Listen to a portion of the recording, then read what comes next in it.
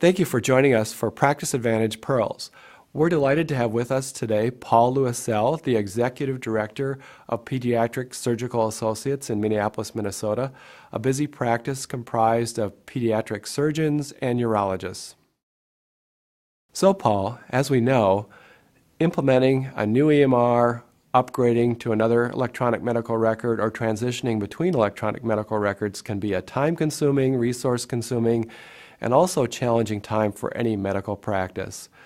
Much like getting your Me phone, your Me Pad, or your MC ready, you need to take care of things like security. You need to make sure it's optimized for your function, it's personalized, you've got your contacts built into it, and on a much more grandiose scale, getting the EMR ready to go requires a lot of resources. What pearls or what critical success factors might you share with us about making this a success? Certainly the most important factor for us was choosing the right implementation team. Having the right members of your clinic participate from the very beginning to the very end of the process was key for us. And we had decided to include staff from basically every vantage of our group, from front desk staff to business office staff to nursing supervisors to a physician representative. And each one of those individuals had certain specific accountabilities in the process. It's key that these people have a focus on process improvement and a deep understanding of current workflows in your organization so that when the transition begins, they can effectively relate that to a new system. It's also key that these individuals are respected within the organization. They don't necessarily have to be managers within their different areas, but they do have to have the respect of their peers.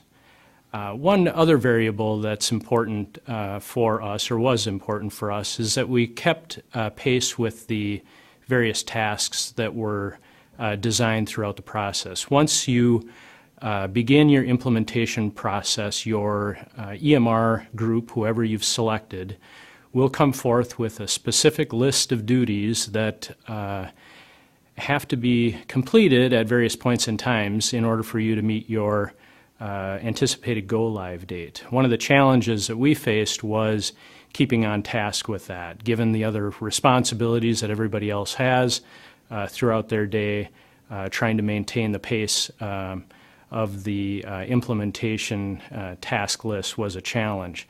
So what that means practically is maybe providing support to the people that are on your team to help them disengage a little bit from their normal duties to allow them time to focus on EMR implementation.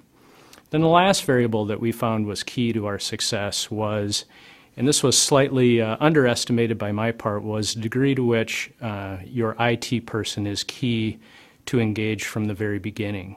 From the selection of the EMR tool to selection of devices that are used by your physicians in the exam room, to making sure that your data pipeline is large enough to make sure that the response time that you have throughout your day is effectively large enough and capable enough to handle the number of people on your system. So those are three key areas that we would say are probably the high points in our EMR success.